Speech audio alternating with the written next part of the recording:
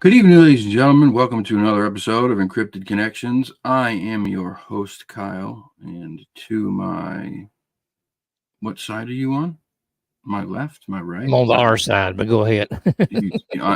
on the other side is my co-host, Mr. Dewey the Deuster Edwards. How you doing, Dewey? Hello, everybody. Yes, hello, everybody. Everybody. I hope everyone's having a wonderful, wonderful start to their week. Mine has been fairly uneventful so far, which is fine by me. I am in the middle of making this new contraption. It is to help with this paranormal investigative stuff that I'm doing. Well, first of all, let me say this. For those of you who didn't tune in Sunday when I went to the cemetery, I took Dewey's latest invention out with me, and it's a REM pod that he made, and that thing is awesome. It is it's so cool. I had at 2 points there.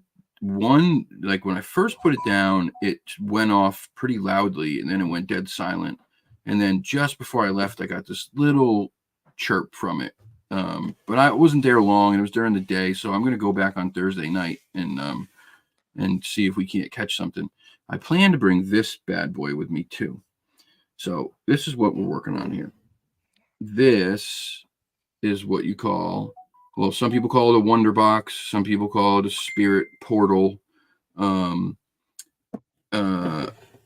don't know what to call it. Maybe we'll make our own name up for it. But what it is basically a spirit box on steroids. It has a noise gate that you can turn that squelching sound, that so you turn that down really low, and then you turn the reverb up so the voices drag, and it makes it easier and clearer to hear what the voices are saying. Obviously attached to an amp, a small guitar amp or a speaker, and it's going to be louder anyway and clearer. So we're bringing this with us on Thursday night. We'll be bringing the REM pod and a couple other things.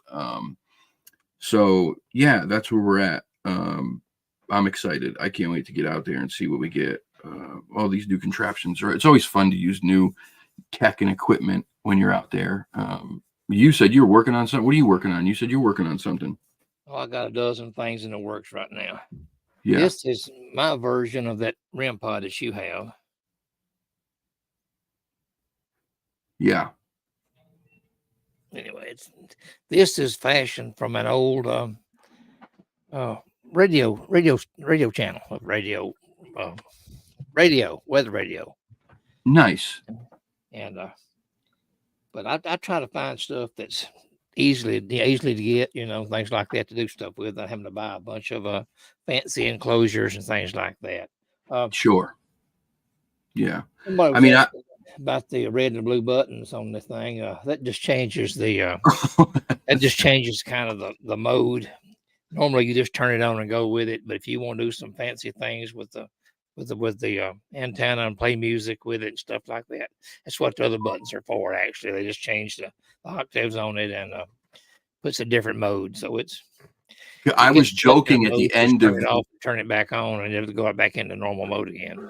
I was joking about it. That's why he's talking about it, because I said, so Dewey made this box, right? And he's explaining it to me when we're, when he's showing it, he's like, oh, okay, so here's the box, and to pull the antenna up and turn it on like this, and if the antenna's up and if something gets near it, it's really sensitive, it starts going off or whatever. And then he goes, and these red and blue buttons are mode buttons. I was like, oh, mode buttons. He goes, yeah, there's different modes. And then he starts tapping them.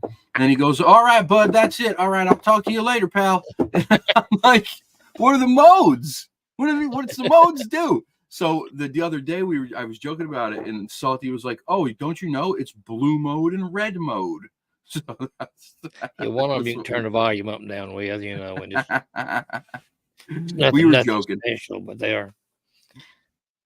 I just said, I was like, I said, he had me. He had me. I'm sitting here pressing buttons, don't know what I'm doing. This thing's going to self-destruct. And another thing I'm working on is another smaller handheld version of a parabolic microphone. Oh.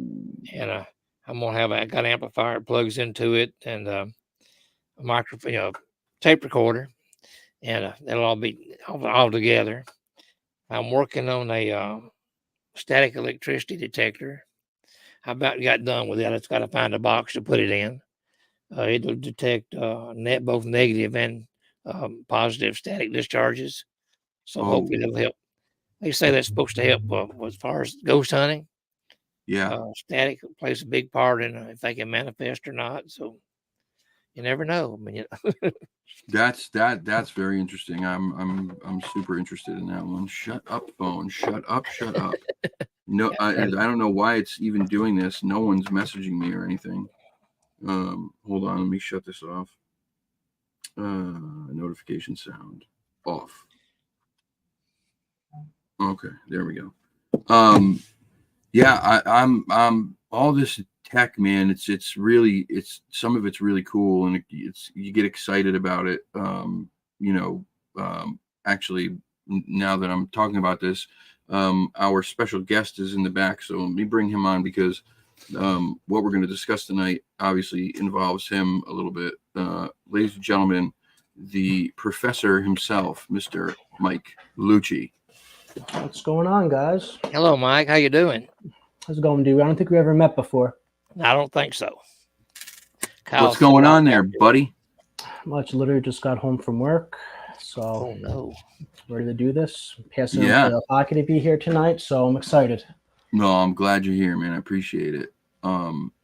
This tech stuff's interesting. It's really exciting. We went out and we put the plasma ball out when we were out there just trying, why not? Who the hell knows? Yeah. It's like, we know it puts off a lot of EMF. So we were like, screw it. Let's just try it. And, it's hard to say if it did anything. There's one or two things that we potentially caught, that could lend itself to, maybe these spirits use some of that energy in order to communicate, because the recorder that you caught that on was close to that plasma ball, correct? The possible EVPs? Correct. Yeah. So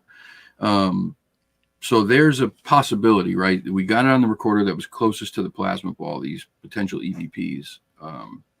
And so, maybe it did have something to do with it. I don't know, but it don't hurt to take it out there. I always think too, like whenever you take something like that out there, you might attract things just because it's this, it's this weird light that's flashing, and things get interested, and they're, oh, what's that thing?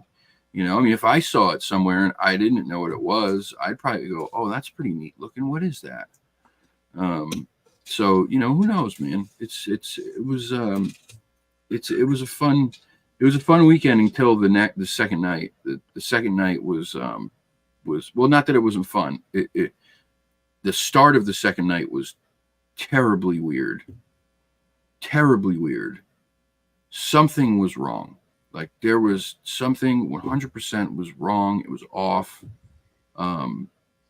You can say what you want, but when you have two people of sound mind and body who have the same overwhelming feeling, right? Like Yep. there's something to that, I think. Yeah, I it don't is. think you could just brush that off as coincidence. It was weird. And then we even talked about the point or the place on that road that we both felt the worst. And that even that lined up. Like there were two spots for me where I felt overwhelmingly like oppressed, dread, and like we were being followed. And one of those spots was the same as Mike. Why don't you tell him a little bit about just what happened? How like when we had planned to go. We went there during the day, and we were fine. It was completely fine. We were like, check this spot out. That looks like a good spot. And like, all right, well, let's keep that one in mind. We went down the road. We took a look at that abandoned house full of chicken bones, and everything was good. And then we went back at night, and it was different. So what did you feel initially when we turned down there? So when we were driving there, I remember when we were driving there, we were in good spirit. We were in good spirits, upbeat, chatting, laughing, Yep.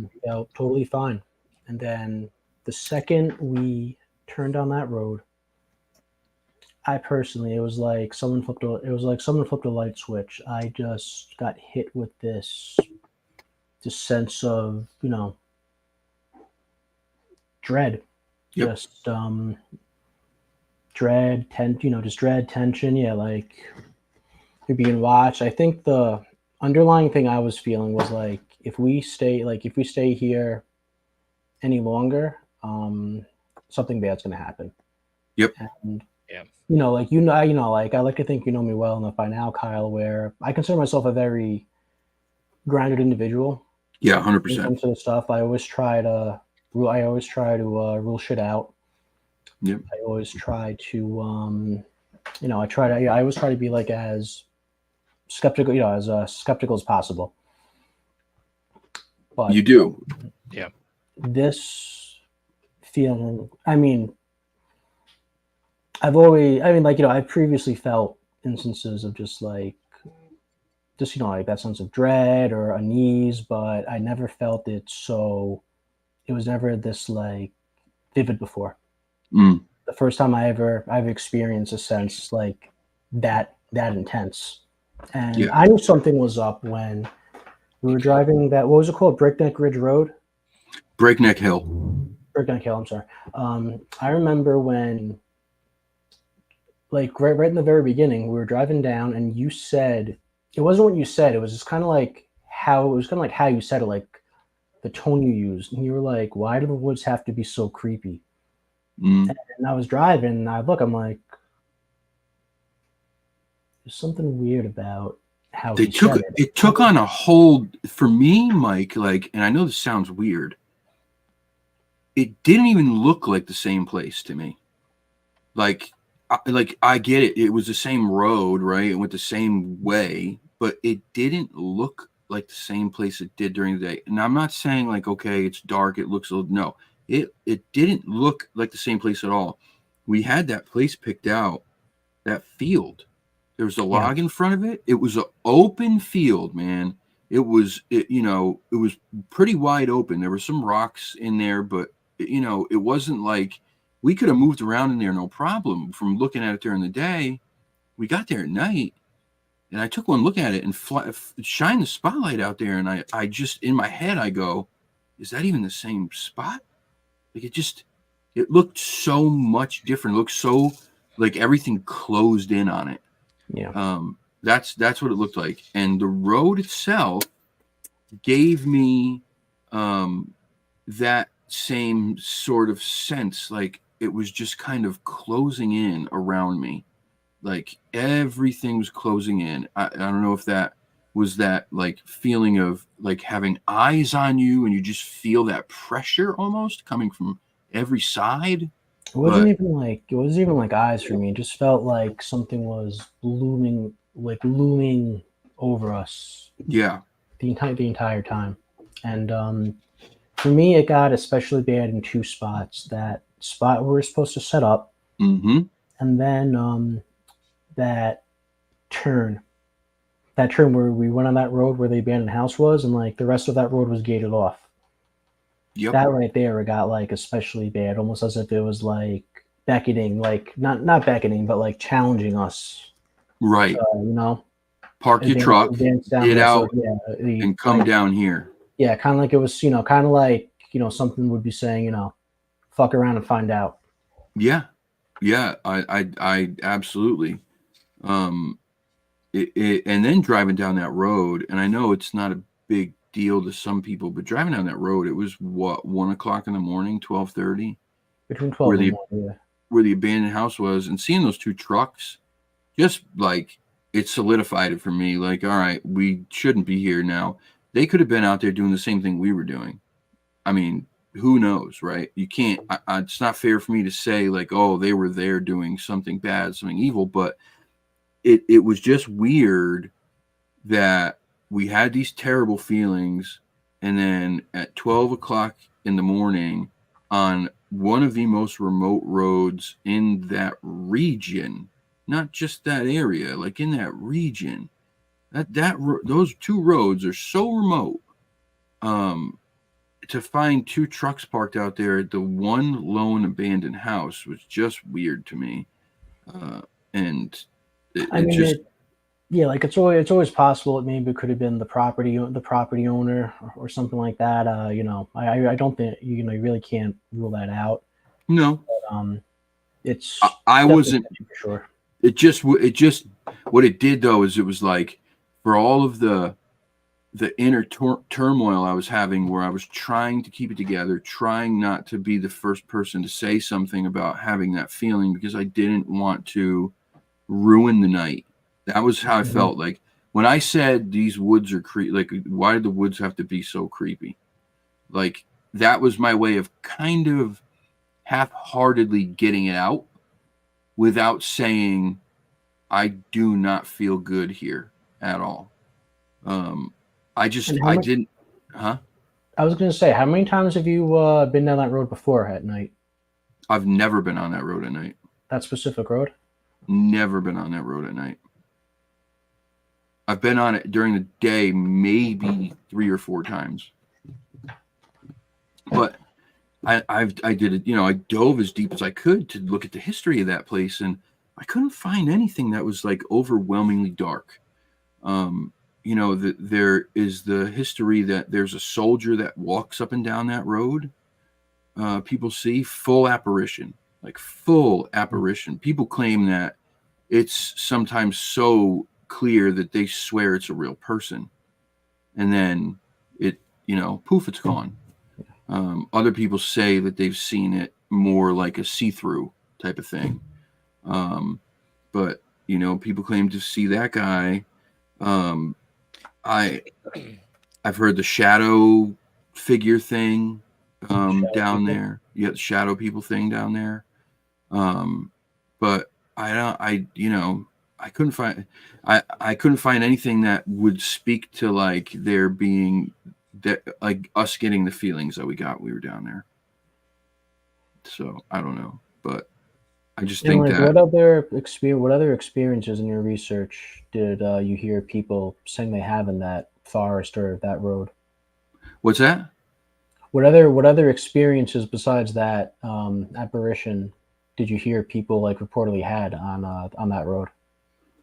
Disembodied voices, the shadow people, um, footsteps, like phantom footsteps, um, and I think that's it. I think that's it. Oh no, um, feeling of dread, Oh, there you go. feeling of dread. So you know, whatever it was something. I mean, it was real.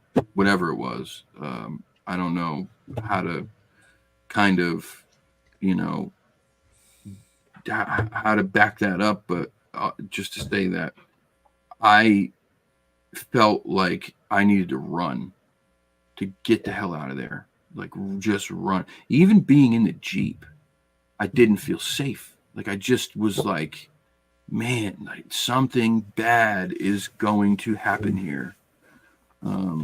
So anyway, I'm glad we left. I'm glad we listened to our guts and went down into the other end of the forest. And Yeah. you know, Like, that was even when It's we were always there, best to trust your gut feelings, you know. right. even when we were there, though, like it definitely felt much better, but it was still kind of like lingering Hmm. in the back of my mind. Agreed. Like, Yeah. I was pretty shook the rest of the night. That area that we went to is an area that I am so comfortable at. Like that particular area that we went to that night finally is an area that I know like the back of my hand. I have done so much hiking, so much investigating in there, that like I don't I don't think I never felt like if I had gone there by myself at night, just that stretch of the road, in that area, that I would feel really nervous because I know the area so well. Um, and I just still had that feeling like it wasn't as bad. I didn't feel like I was in like terrible trouble, but you still had that like tension, anxiety, like, Yeah. it just wasn't as comfortable as it should have been. Definitely put a bit of a damper on the rest of that night. I don't think we even stuck around that long. We definitely weren't out nearly as long that night as we were the previous night. That's for sure. No, we didn't. And it's okay. Like I was trying really hard to push and try to stay out and get as much, but like I didn't have it either. I just didn't have it. That whole thing took me off of my center so bad that I just was like, yeah, it's time to go, man. Yeah. Let's finish up what we're doing and get out of here. And even that spot that we'd scouted out, it looked a little how do I describe it?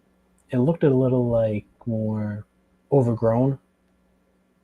When Kind we of. went when we went back that night, yeah, that's exactly what I was saying. Like it just felt like it felt like more like closed in. Everything had kind of like I Mhm. don't know. Everything looked like it was like flat. Like it almost had been mowed around easy, and then going back that night, it looked totally different. Yeah. Totally different. And again, I'm sure like it's for the people in the chat, it's definitely kind of difficult to like appreciate what we experience without physically being there. Yeah. Just wanted to clarify that. Yeah, but I think it's important for people to hear about experiences too, Yeah. right? And feelings, because maybe you go out, maybe somebody here goes out one day and they have that overwhelming feeling, and then they're questioning it or they don't listen to it. I would beg you, just if you're having that feeling, just listen to it. Don't be a hero. Don't just get out. If it's like that, just go. None of this stuff is worth, your sanity, your safety. No, Like, it's no, not. it's not. Well, there's two things, and like there's two things I wonder. Number one, I wonder if there's that whole safety in numbers approach. I wonder if we would have felt that if maybe we had another person true with us. And number two, if you haven't already, I think we should probably do our due diligence a little more and just check that area and see if there's anything that could have been a source of like infrasound or something like that. Something physical known, like a scientific explanation that could have made us, Yeah. feel the way we did. Did y'all take any EMF readings or anything? No. High EMF will give you that kind of feeling Not too. there. Oh, there you go.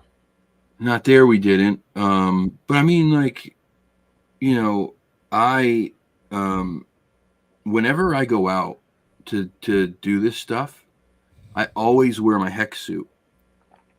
So I'm essentially wearing a Faraday cage over my body. I wear the pants. I wear the shirt. The only thing I don't wear is the face mask. That's it. But I mean, I'm pretty much protected from high EMF with that thing on.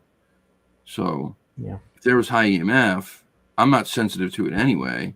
But if there was high EMF, I would imagine that suit probably would kind of nullify some of the symptoms that you would get. But I don't know. I mean, who knows? Who's to say? Depending, I guess, maybe depending on what it's coming from, maybe it can work differently. I don't know. This paranormal stuff, it's all just weird, man. It's all weird. It is. Do you ever had anything like that happen to you? You ever had any like go somewhere and just feel just overwhelming dread? When I worked at Old Charlie's commissary, I had my toolbox back in the back part of the production floor, and it was close to the engine room where we had our pumps and large motors and things like that. And you could walk in that room and you couldn't stay 5 minutes, probably at the most. I mean, you had to come out of there. I mean, they just said I had a feeling of dread, like something bad was going to happen. It just almost made you sick, just about. But all those big motors back there and running, the AC motors. Now, where I worked at last, we had 8,000 horsepower DC motors, but DC don't give off the EMF that AC does, so it does a little, to a certain extent, but nothing is bad. But yeah, it'll affect you big time. Yeah. I mean, doesn't some of that equipment produce infrasound? Infrasound. Yep. Yeah, I imagine it would. Yeah, at some of the lower frequencies, yes, it probably could. Yeah. Mm-hmm. Yep. Yeah, Absolutely. that may have been what it was. Yeah. I didn't have any EMF meters or anything back then when I was working there, and I just know something didn't feel right. A lot of that stuff does. Big machines like that, large motors. I was telling Mike about it. The giant windmill farms they're putting in, those produce a ton of infrasound. Oh yeah. And so it's possible, man. Any of that stuff can mess with you. But so the first night was much different though. The first night was while it had its moments of like, oh boy, what the hell was that? It wasn't. It was, it was that obviously your fight or flight kicks in when something freaks you out, surprises you, Mm-hmm. comes out of nowhere. But it wasn't a dreadful, scary, like we are in serious trouble, staying here. No, it wasn't like that. I did feel at one point when those footsteps came, like, holy shit, get the hell out of here. Like it was loud. It was right there. It was right up on us. But overall, that first night was really interesting. It was really fun. The very first thing that happened, I believe, was the footsteps, right? I believe so. Yeah. I'm almost positive. I believe so. Yep. Because we had walked back. We were looking for a spot back there. We lost the trail, and we end up going temporarily. Down. Temporarily, we lost the trail. We end up going down the wrong trail, and then coming back, and then finding the right trail again. And then we went back towards the Jeep, and then we were there doing our thing, set everything up, talking, yada yada, scanning with the thermal every now and again, and then all of a sudden it was right there. It was like out of nowhere. Something. It sounded to me like it just came out of nowhere. It's like something just landed right 40 feet from us. Like poof, here I am, and stomping around, loud as can be. Scared the shit out of me. Yeah, my fight or flight kicked in for a few seconds when that happened. Yep, scared the shit out of me. It sounded loud. You didn't find anything like a rock had been tossed or anything, or just No, it was footsteps. oh. It was footfalls, 100%. Footfalls, yeah. Yeah, you Could could you actually hear, feel them in the vibration, or could you just hear them? just hear them. Yeah, we heard them pretty clearly. They had to have been no more than 10 to 20 yards away Yeah. from us, if that. Yeah, if that. Yeah, they were close. Hmm. They were loud. They were close. We didn't hear anything gradually coming. All of a sudden, it was just there, which is what kind of freaked me out the most. And then we got freaked out, got loud, and it stopped completely. Just went dead silent. Never made a peep again. Never made a peep again. I scanned it with the thermal, couldn't get a heat signature, couldn't see anything. There's a hill there, but it's not. It goes like we run the back side of it, the front side of it, and the hill goes up like this, and it does this very slight slope like that, and then it just levels out. It doesn't keep going. It like levels right out for a good, I don't know, 40 or 50 yards. So I kept thinking to myself, like, I got to see something. It's got to be there, like, because if it's walking, even if it's on four legs and it's large like a deer, I would see it. It would be standing up, and standing up, it would be above that crown or that crest of the hill, and so I couldn't see anything. What that means, I don't know. You know, come to your own conclusions, but Do you have a copy of the audio clip? I do have a copy of the audio clip. Yes, here. Hold on. Yeah, I mean, for me, it was. When I heard it that night, and then when I heard it on the audio, me personally, it sounded like those footfalls. There was like a double step with them. So I'm not gonna. I won't officially rule anything out, but if I had to put money on it, I'd say it was probably. I'd still say it was probably like a deer or something like that. Again, I know one of the big details you're caught up with, Kyle, with that was just how it seemed to have like abruptly just come and go out of nowhere like that. Yeah. But I still don't think we should. I still don't think we should underestimate just just how like stealthy the stealth of an animal. Especially with something like the deer, which is pretty much conditioned to survive and just be as nimble and as quiet as possible, pretty much throughout its entire life. Yeah, I get it. I don't know, man. My instinct said there's a person there. That's just what I felt. Mm-hmm. For what that's worth. I don't know. It was weird that night too when we were on Hell Hollow Road. There was one car that drove by the entire night. Yep. That was it.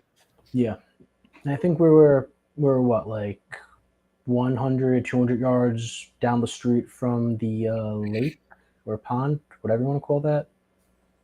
I would say we were further than that. I would say we were probably closer to 250 or 300 yards up that hill to the lake, and then pond, and then up the other side, because we were on a hill, and then it dips down, lakes at the bottom, and then there's another hill on the other side that goes up, and it's probably like a mile and a half to the first house up there. So it's just a lot of woods in between there, man. Yeah, so yeah, we were in a pretty remote part of that, secluded part of that road, that's for sure. Yeah, and going back through the woods, like, if like the side that our back was to, where the noises came from and stuff, if you were to continue walking that way, you're talking miles before those woods end. But here you go. Come on. Here's the possible footfalls. Let me play this for you guys.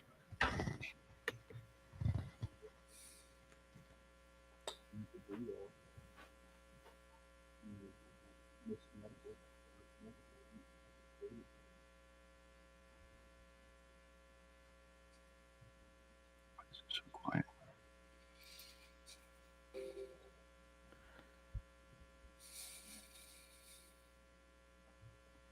Did you hear anything? I didn't. Yeah, I didn't hear nothing. Why is it so quiet? I'm very confused.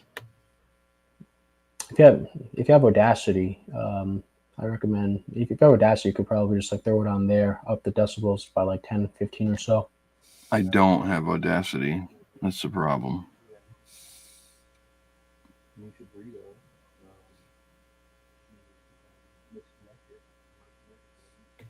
Why is it?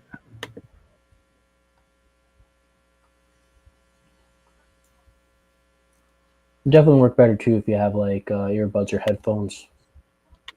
Yeah, but this is not. This is weird. I don't know why it's playing it like this. Like this is silent. You could kind of hear it, but that is fucking loud. What is that? Hold on a minute, guys. Hold on. Produce thermal. There it was right there. Ready? if you Right there. Produce thermal. That is fucking loud. What is that? Hold on a minute, guys. There's something big out there. I'm shaking right now. No, honestly, it's probably just a deer.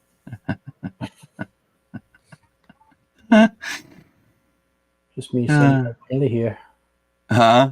Just me saying what I wanted to hear. Yeah. What you needed to hear in the moment.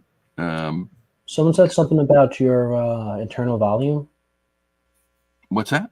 Someone in the chat said something about checking your internal volume. What's your internal volume? No idea. Is it different from your regular volume? The volume on the file is up all the way. The volume on my laptop is up all the way. I don't know what internal volume means.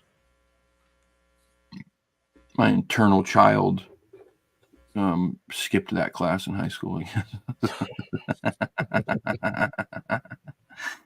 So there was that. And we have that again on the other recorder. I'll play that too. Then we caught for these percussive knocking sounds, which just was a shock to me. Not that I was shocked, like I didn't expect there to be any kind of Sasquatch stuff going on there, because there's been reports around the area, but we were more focused on the paranormal stuff. And I think I went to an area where it's, it is a paranormal hotspot. And so you're looking for one thing, and then you get this other thing that is known to be typical Sasquatch behavior, as far as people say. Talking about it more and more, I start to wonder if these knocks are typical Sasquatch behavior, because, if you heard something knocking inside your house, right? And then you heard phantom footsteps inside your house, you wouldn't think, oh my God, Sasquatch snuck in and started knocking on stuff. You'd think, oh, my house is haunted. So could it potentially be the same thing with the woods? I don't know. I mean, it's just a thought, but well, the reason why, if you do the knocking sounds, I would do the other ones I sent you. They came out much clearer on the Sony one. I think. Okay. I'll pull those up instead then. All right, let's do that. So let's stop that. But yeah, like we've talked about this before, Kyle, with the knocking. The reason why I start saying, like, why I always term it as possible knocking sounds is because over the last couple of years, or so, I'm beginning to doubt more and more that those knocking sounds we're hearing are even a percussive sound. I wouldn't, I'm beginning to think more and more, maybe it's some type of vocal they make, or maybe they're just like hitting their chest or something like that. It's I mean, anything's possible. Yeah, and especially too, like I've read, I've read probably at the very least hundreds of eyewitness encounters. Class A, Class B. Heard a lot of anecdotal accounts. Um, I've spoken to tons of witnesses, and at least and not once have I ever come across a story where someone said that where someone claims that they've seen one of these things actually pick up like a rock or a stick or something like that and knock against like a hard surface in the woods. Right. Yeah, that's the other thing. I've never heard it either. Sorry, I had the wrong thing up. Hold on. No, you're good. Possible knocks. Okay, here we go. All right, and share. Okay, so here's the knocks.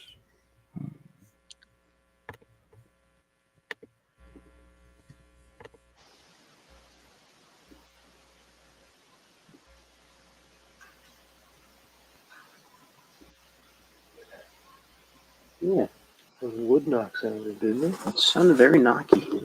It certainly did. There were two of them. There were two of them. And actually, can you play that again? Yep.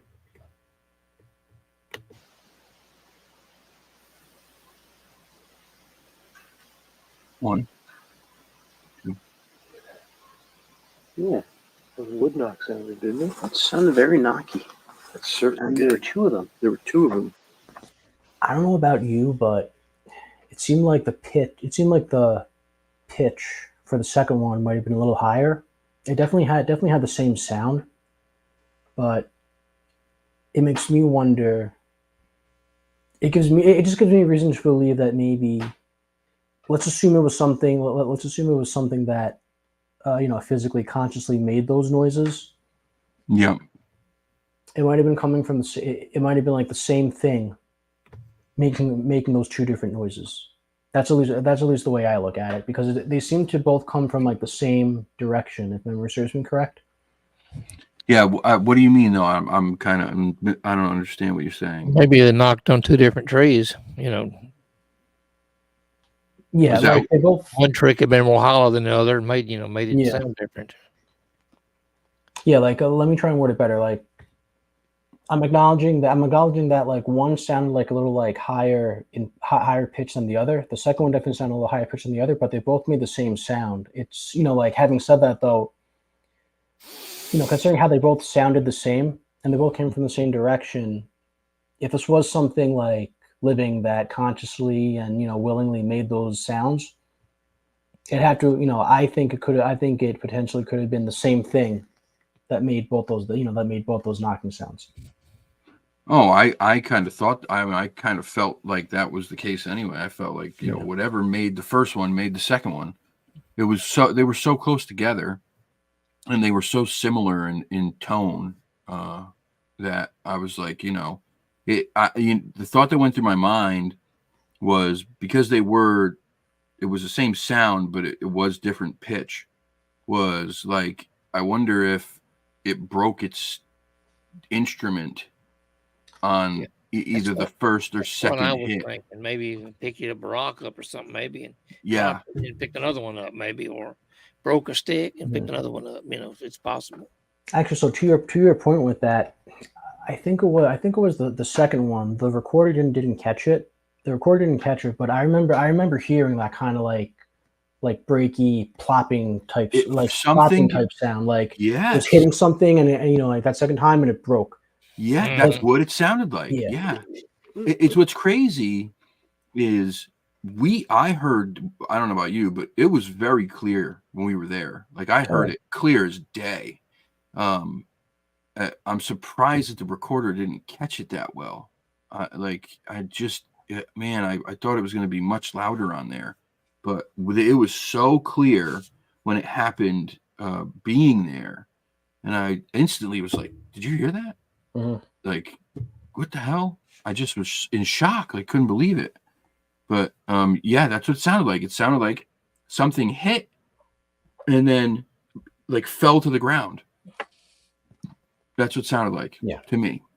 Like it reminded me of I've done knocks in the wood. I've done knocks in the woods before. I picked up like I pick up like a stick or branch or something like that I thought would be a little sturdier. Then I would just and then it'd break. That's exactly what it sounded. That's exactly what it sounded like to me.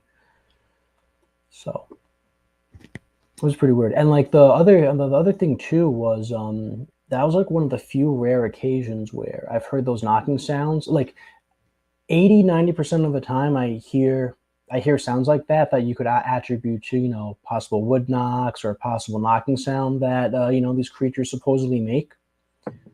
I feel like 80-90% of the time I only hear one. I only hear one. That was like one of the rare occasions where I heard like two or more. What's funny is I don't know if you remember me talking about this when we were there. In that area, I was off on a different path, the path that I was looking for that night that I couldn't find.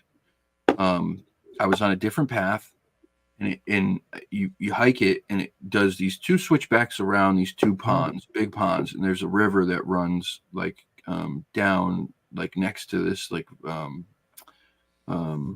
cliff overlook, and then it goes up in elevation, and you're at the top of these cliffs, and you're overlooking this valley, this big valley, right? It's huge. And when I was up there, I was live, and I heard what I thought were two very crisp, loud knocks. And I said out loud, that sounded like knocks. But then, of course, I was like, maybe it was something else. It kind of, So a few minutes go by, and it does it again. Same direction, same general area, same sound. I'm like, there's no way. So quiets down. I'm talking to chat. Then there's a gun range that's to the opposite way. It's like maybe a couple miles this way. The sounds are coming from that way. So people start firing guns, and I said it in the chat. I was like, "Those are guns. Those are not what we heard before. That's not the same thing." Then after the guns stopped shooting, it was that again, those knocking noises. It was like that percussive, hollow, like thunk, thunk. Yeah. To back, two of them again, and this time they had moved just a little, but enough where you could tell that they moved, right? So like they were over here before, now they're a little bit this way. And I remember saying it, and I was like, is that possible that that's a gun, like a small caliber gun of some sort that I don't know about? Like, is that like I don't even know what kind of gun would make that kind of noise. And my buddy Brandon, who's a gun nut, he's a corrections officer, and he's like a big gun guy. He was like, that is not a gunshot. I don't know any gun that sounds like that. And it did it again. So it was a total of like 4 or 5 times that this happened over the course of like an hour. 2 each time, every time. And that was not far from where we were. This was during the day, right? During the day, bro. During the day, in the fall. I think it was like maybe September or early October. Yep. Yeah. Well, you think it's possible that they could be making these knocking sounds with their mouth, maybe on like, how people, click their tongue, make that noise. I mean, they've been here for thousands of years. I would think they would progress past beating on a tree with a stick. I mean, Well, I mean, yeah, I think it's possible. Something to think about. I mean, or beat on their chest or something, or. I think it's possible, but I mean, I think also, if it works, right, what do they need to progress for, right? If it's worked for them for 1,000 years as a form of communication, there's no need to change it. I would assume they are, major creatures of habit, right? That's what I would think. Like, so they find something that works, that keeps them relatively safe, hidden, that everybody in the clan understands, and just stick with it. Yeah. You know, I mean, that's not to say that I don't think that they could do it with their mouths, or that they don't make noises with their mouths. I'm sure they do. I mean, I've heard stories about people talking about how they make these weird clicks and pops and, you know, chirpy noises and stuff. But I don't know. I don't know what's doing these knocks, Yeah. but something Oh, is. yeah. Something is.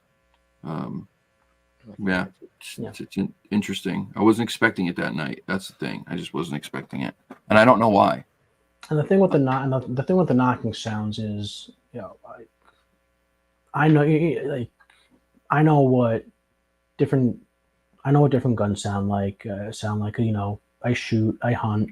Mm-hmm. I know, you know, I've heard everything from like 30-06, 22s, you know, 5.16, 9mm.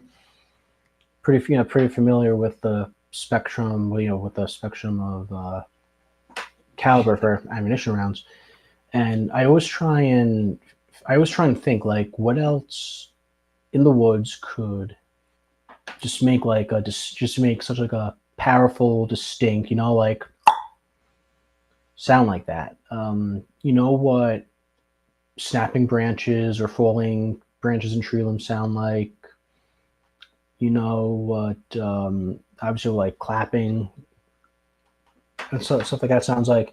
Um, chipmunks actually make like these knocking sounds, but like it's nowhere as loud and powerful as some of these knocking sounds are. What's that now? Chipmunks actually, they make like these weird, like clicky knocking sounds. But Really? yeah, but like it's apples to oranges compared to these knocking sounds that you know, people in this community are you know, are apparently hearing in the woods. We obviously know what like woodpeckers sound like. Other than that, I kind of struggle. You know, other than that, I really have a hard time finding, you know, finding like a feasible, logical explanation for what else could be making those sounds. Yeah, I do too. I've thought about it, you know, quite a bit, especially when it happens to you, when you hear it, right? Then the wheels start spinning because you don't want to jump to a conclusion. You don't want to go, oh my God, I got the Bigfoot knocks, and then you know, and then Yeah. and then all of a sudden you're wrong. But And there's always, and like, yeah, like, I'm sorry to cut you off. There's always the possibility too that the acoustics of an area, they could potentially warp like a common sound that sounds similar to it, like a tree limb snapping or breaking or something like that. It could definitely get like warped or manipulated to sound a little more knockier. But I think even then though, like if you're out in the woods for you have a lot of experience out in the woods, you know what, you know, you have like a good ear, you could probably distinguish it. Yeah, for sure.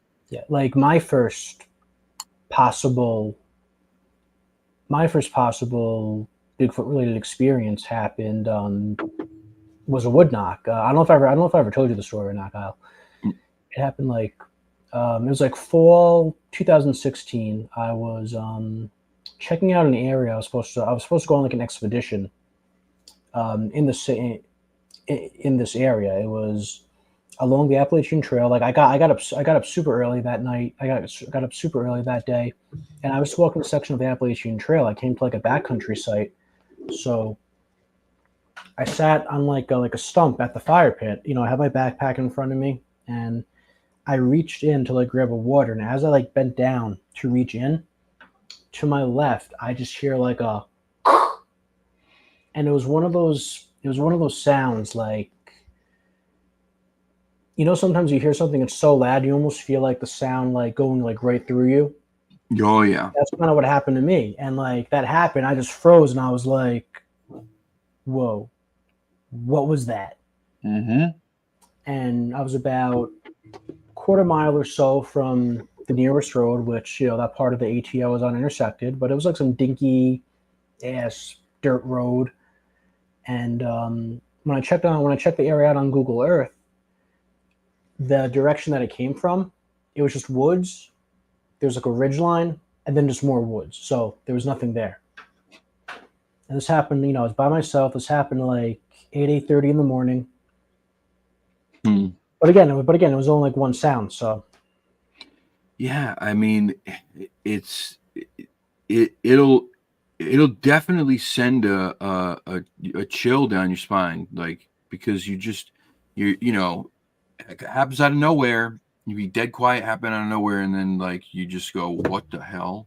Like yeah, the first time I ever heard it was similar to you. Was I was out in uh, Douglas, and in Douglas, Mass, in that area that I would go to, pretty often. And same thing, I'd sat down on a log. It was the beginning of winter, so it was like the second week of December, maybe. It hadn't been that cold out, it was still in like the 40s, like mid 40s or whatever. We were still getting 50-degree weather. I sat down on this log, and just like my plan was, I was just going to sit and listen quietly and see if anything happened. And I remember I was talking to the chat and joking around, and then from behind me, it was this just as loud and as clear as could be. I mean, it shook. Like, I ended up like jumping right off the log and like spinning and looking like, what the hell? Because it just was so abrupt and out of nowhere. And I'm like, what the hell was that? Of course, the people in the chat at the time, they were like, oh my God, I heard that. That was a knock. And it was it. It was just one. And then it was dead silent after that. Yeah. Dead silent for the rest of the day. But yeah, it's just weird, man. And I've heard trees pop from being cold. It's not the same noise. Mhm. It's not the same. It's a much, these knocks are much more powerful, reverberating, echoing. Like, it's just different, man. It's so different. But yeah, interesting. It was very clear that night being there that it was percussive. It sounded like, that something broke and hit the ground on the second one. That's what it sounded like. Well, the first one I heard, I was cleaning out a little oil, cleaning dust out of a little plastic pan. And I was out behind the house down by the creek, and I just took it and just shaking the dust out of it, just hit it 3 times, on the back of the pan, just to clean the dust out of it. And I turn around, walk back to the house, and I get these tree knocks out of the woods. And I got an answer from it. And he come back twice, and I thought, I'm gonna try that again. So I went back and hit one more time, and then I got 2 more back out of the woods again. That proved it wasn't an echo right there. Right. And I set my parabolic up back in the woods the next day and tried it again, and the noise came from the opposite direction, and I could barely make it out, but it didn't pick it up enough to really pick it out. But there was something back in. I haven't heard it since, and I've been trying to try it again, but getting nothing out of it. So maybe it moved on out or whatever. I know it wasn't the guy back behind me. He's probably quarter mile back behind me. He lives back in the woods, and he wouldn't be out there in the woods with a stick beating on him, So Well, where are you at, Dewey? You're in Kentucky? I'm just about 3 miles south of Kentucky. I'm 40 miles north of Nashville. Oh, okay. So you're in Tennessee. Yeah, I'm in Tennessee and just almost in Kentucky. Because I saw a video. Yeah, I saw a video of Charlie Raymond, KBRO, and he had it looked like he had apparently had a really interesting exchange of wood knocks. Like knocking sounds at this one spot he was in. Like he'd knock a couple of times, whatever it was would knock a couple of times, and this went on for like a couple of minutes. So it was really, really interesting. It kind of floored me for a minute. When I first heard it, I thought, "What did I just hear?"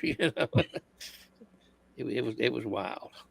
I wonder if there's got to be like 1 knock means this, 2 knocks means this. I would imagine it's like so. Yeah, it's like Morse code or something. the recorder I left out last year in the winter up in Douglas, when I found the 2 sets of tracks that day, I left the recorder out overnight, and the on that recorder at like 2 something in the morning, there was the 3 clearest, loudest, crisp wood knocks I've ever heard in my life. I mean, it was doom, doom, doom, and they were not far from that recorder, not at all. I mean, I mean, probably less than 100 yards away. Jeez. And then that subsequently, then that's when about 40 minutes later, you start hearing footsteps, like kind of off a little bit in the distance, like, on the perimeter of where I put the recorder and where the footprints were. And there was ones from over this way, and there was a set over this way, and you could hear it on the because the recorder picks up directional, so you could hear where they were coming from, and then they both converge at the same time. And in that area where I left that recorder, I put it in a dead stump and I put some leaves over the top of it. There were so many dead branches and sticks all over the ground in there because there was a windstorm, probably, I don't know, a month prior. So all these sticks were all over the ground. So whenever these things, whatever they were, came in, it was the loudest recording I've ever heard, just of footsteps breaking sticks, branches, sticks just snapping, cracking, popping. Like, it was crazy. There was no attempt to hide these things, whatever they were that were going in there. Then you start hearing this breathing and this like grunting noise. Something gets really close to the recorder, starts rifling around with stuff, and then you hear something pick it up. You can hear it like touching it, messing with it, because you can hear it. The noise of like when it's near the microphone, it's like tapping on plastic or whatever. Yeah. You can hear all that, and then you hear this breath, this crazy breathing, and then it hits the ground, and that's when like you start hearing the footsteps again. You heard 1 or 2 more like kind of grunty noises, and then everything moved off. About another 45 minutes later, an hour later, obviously much further on, I caught those 3 screams, howl screams, whatever you want to call them, was that night too, which is still the craziest shit I've ever caught doing this. Like, I still sometimes can't believe I even caught all that within a 24-hour period. It was just nuts.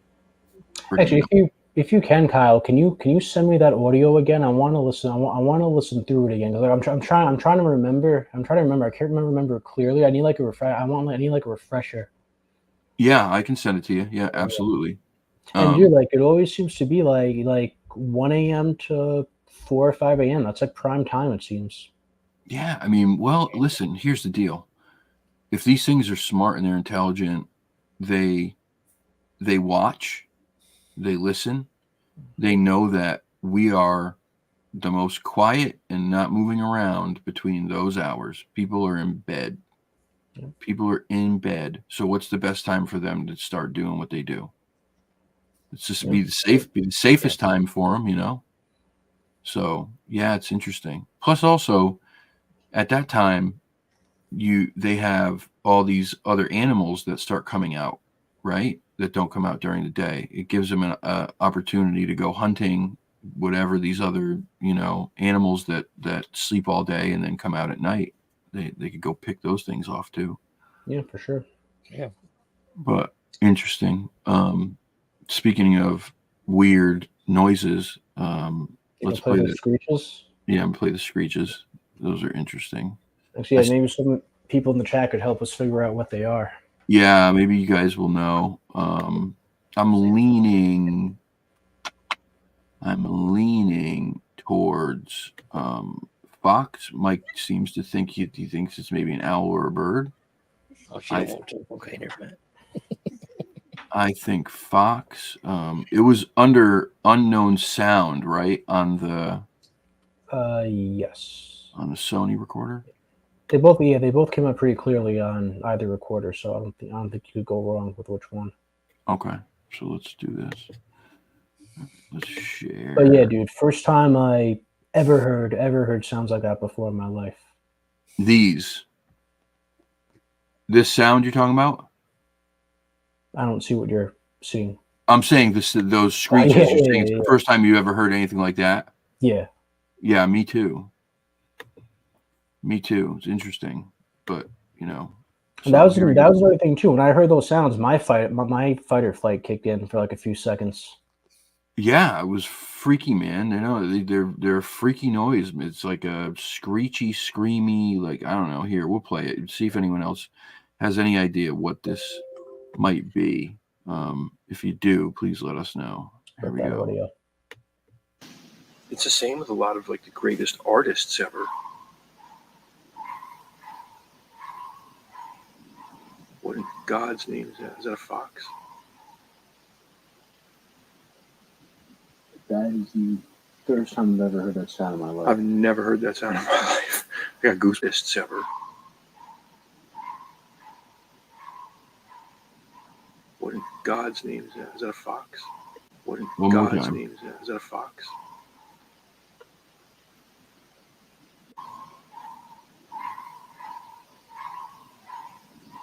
What in God's name is that? Is that a fox? That is the first time I've ever heard that sound in my life. I've never heard that sound in my life. Yeah. It just has like that airy, whistly. Not even so much like a screechy sound, but just like that airy, whistly. You know. Yeah, it's weird. It's weird, man. I've never heard that before. I've heard foxes make weird noises, man. Yeah. A lot of them, but I've never heard that. So I don't know what it is. What about you, Dewey? Have you ever heard anything like that before? Dewey, Do what? you ever hear anything like that? No, no. I had some background noise. I was listening to them. No, I hadn't heard anything like that.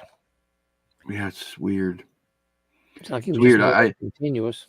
I'm even joked and called it the orgasm because it's kind of what it sounded like in some ways. Maybe I have heard something like it before. Yeah, I've never heard that. Like it kind of sounded like lower pitched train whistle, kind of, but like keep like almost like a train, like a whistle, like a train whistle like that or something like that, but like you can't get like the full like blast through, like almost like it's like clogged or something like that. Yeah, you're right. You're right. It does have a weird airy whistly sound to it. Mm-hmm. It does. Here's the thing. That area, people talk about hearing what they say is a Native American woman screaming or crying. I wonder if whatever that is what people are hearing. Yeah, it's possible. If it's an animal that's in that area and people hear that, they just, they assume like, oh my gosh, this is tied to the history of this place where the Native American woman was murdered and blah, blah, blah. Maybe that's what they hear. And think about this too, like the way we described it before we like reheard the audio. Yeah, we're saying like orgasm, shrieking, screechy. When I listened to it again, it sounded like none of that. No. Nope. It sounded like none of that. Yeah, it does sound much different. Yeah, so I don't know, man. I don't know. And then for the grand finale, we'll play these potential EVPs. I only hear one. Yeah, you might have to play this one a few times. It might be a little tricky for people to. Yeah, if you have headphones, I would put them on. It's not easy to hear. What you will hear is you'll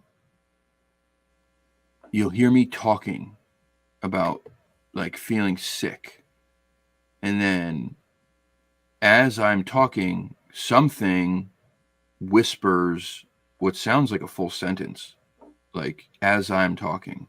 So you have to kind of listen closely. I don't remember if it's this one or the other one, but I'll play both. So one of them is me talking about being sick. That's the one that I hear. The other one I don't hear. So if you guys do, please let me know. We're trying to figure out if it's English even. What's it potentially saying? We got no answers right now. So And keep in mind, this is the recorder that was like right next to the como se llama? Plasma ball.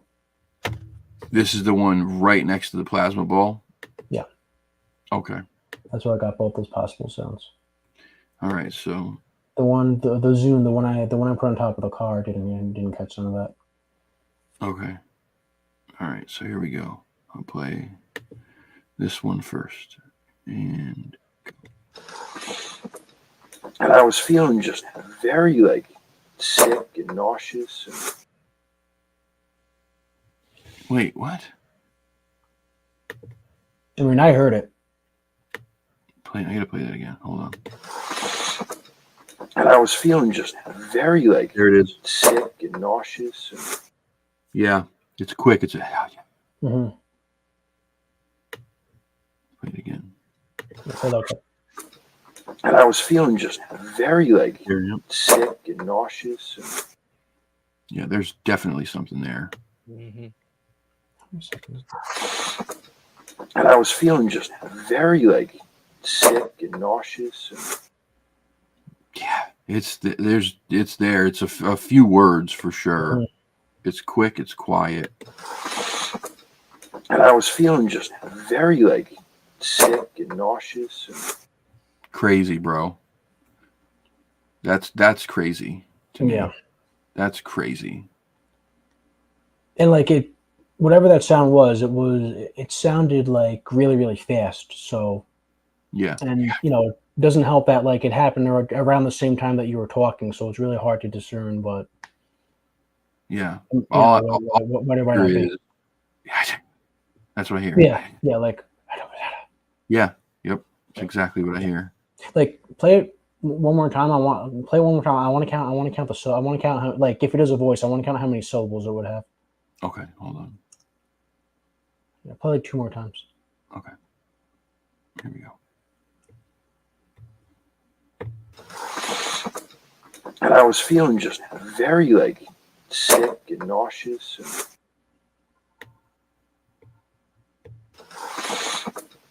And I was feeling just very like sick and nauseous.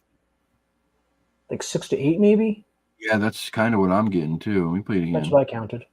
Let me play it again. Here we go. And I was feeling just very like sick and nauseous. Yeah. Like one more time. Somewhere in that range. And I was feeling just very like sick and nauseous. I would say 6. Yeah, somewhere in the 6 to 8 range. Yeah, someone in the chat said 3. Let's go. Let's play it a couple more times. And I was feeling just very like sick and nauseous. Yeah.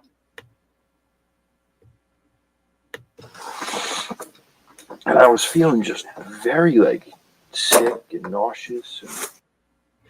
Yeah, I'm kind of leaning towards 5 or 6.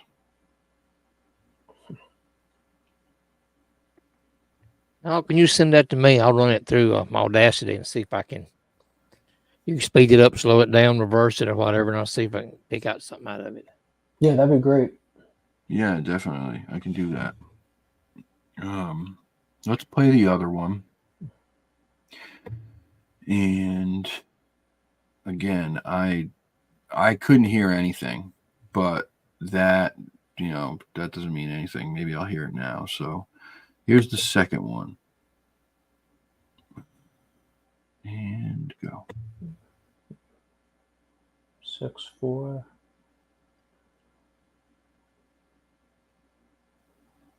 Yeah, some people saying 6 syllables, some people saying 4. Here's this. Here's the second one again. Actually, I thought I heard it that time. Oh, it's not playing on the live. It's not playing on the live stream, Kyle. You heard? Yeah, I did hear it that time. No, it's not playing on the live stream. It's not playing? No. What? It's not playing for you guys? Mm-mm. What the frig? All right, well, let's try it again. Here we go. Here we go. Okay. Here we go. Took him a year to get the fucking thing. Then it was ruined. Why? Is he in Connecticut? Oh yeah. You literally, it's like this. Yeah, around the 4 or 5 second mark. Yeah, it like literally sounds like.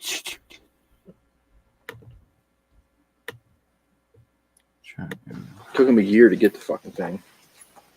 Then it was ruined. Why? Is he in Connecticut? Oh yeah. You heard that, Dewey? Mm-hmm. Took him a year to get the fucking thing. Then it was ruined. Why? Is he in Connecticut? Oh yeah. Yeah. Very whistly almost. Took him a year to get the fucking thing. Then it was ruined. Why? Is he in Connecticut? Oh yeah. Yeah, kids like. Yeah. It's so hard to tell what it potentially is saying. That one to me is even louder now. I couldn't hear it before, and for some reason I hear it very clear now. It's weird. I think that one's louder, but I think the first one's a little clearer. Yeah, this sounds like that's what it sounds like to me. Just like someone's like like mimicking a whisper almost. But again, this is where you go like, well, maybe it's not English. Yeah. Maybe we're not hearing English at all. Yeah, I don't know. I mean, that area is a Native American settled area that was taken over by English colonists, and so who knows? Who knows who's speaking there? But it's interesting, man. Have you ever heard about EVPs changing on the recorder over time? What?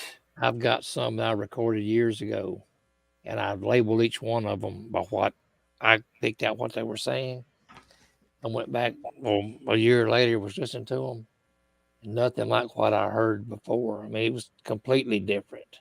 I can't explain that. What? One where the guy told me to go home.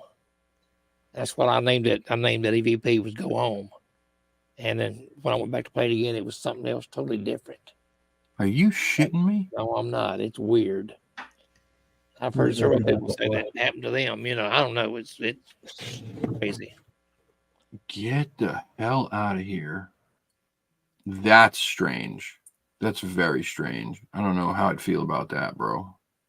It's weird. It's weird. Yeah, that's bizarre. I never heard of that before. I'd be interested in finding out more about that. Yeah, that I would definitely want to look into. I've never heard that either. It freaks me out quite a bit, to be honest. If there's Hello, Joe. Happy anniversary. Oh yeah, happy anniversary, Joe and Jesse. At some point, Joe is going to tell. Okay, hey Joe. By the way, look, check this out. You ready? Do you recognize this? Do you see what that says?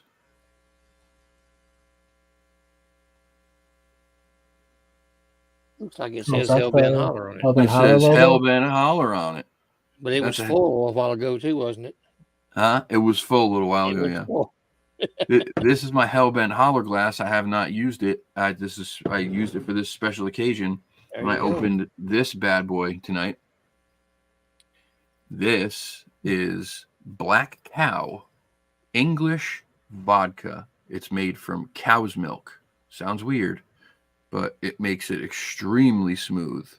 And it's the English strawberry flavor. So this was sent to me by our very good friend Ben. You guys know Ben from the UK, who's always in the chat. Ben sent that to me because he's just a great guy. And so I figured I'll make myself a nice drink tonight.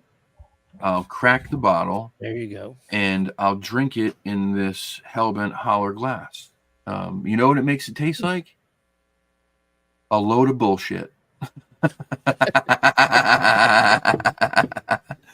Just kidding. I told Joe earlier he's going to have to at some point come clean and tell me how much he's paying Jesse to go along with this ruse of being married to him. I mean, we all know he's punching way above his weight class. Here's something else we talked about, Kyle. I get it where you can see it. Yeah, you got to make this. The Ecto 1. Check it out. See if we can see the lights. Oh, you did it. I did it. He made What's the that Ecto. contraption? He made the Ecto 1 into a REM pod.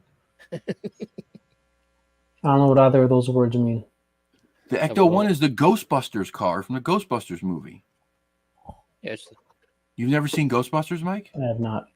What? Oh, you got to watch Ghostbusters. That's a classic. Buddy. Well, that's the car from Ghostbusters. Anyway, I put a link in the chat. My video that shows how this thing operates. If anybody wants to go and look at it. He has turned it Subscribe and like while you're at it. You don't mind? into a ghost hunting tool. So that when something gets close to the antenna, lights go off and it makes crazy noises to let you know that there's someone there. So he's turned the Ghostbusters car into a ghost hunting tool, which I think is just the greatest thing ever. Yeah, it does the same thing as your REM pod. It's just I just got it a different housing on it. Yeah. That took a lot of ingenuity on that one. I didn't want to destroy anything on the car, and I was being very careful with it. And the only thing I had to do was put the antenna on top, and I may experiment and move it somewhere else. Maybe, I don't know. Yeah, that's amazing. You know what you got to you know what you got to do next? You know, they have the trap, the ghost trap. Yeah. From the movie that you can open. There's a toy, but it opens and closes. Now you got to make that into a REM pod. That would work. Is it something like this right here? But it's Actually, did Joe? It's got a little trap with it. See, a little small one. It comes out when you open the back door up. There you go. Yeah, that's a good idea. Did Joe was Joe in the room when was Joe in the chat when you played any of the audio? I don't think so. No, Joe, you weren't here when we were playing the audio, were you? I don't think he was. Because he was mentioning, I caught some of his and Jesse's live stream on Monday, and I think he mentioned something how like more and more people are coming out of the woods with like intriguing audio and stuff like that. Really? Yeah, it's kind of what it made me think of. He'd probably be a great person to. I'll have to send. I'll send it to you, Joe, and you can tell me what you think. When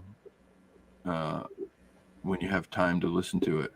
Here's the thing. Here's the Spirit Portal Wonder Box, whatever. So this is it right here.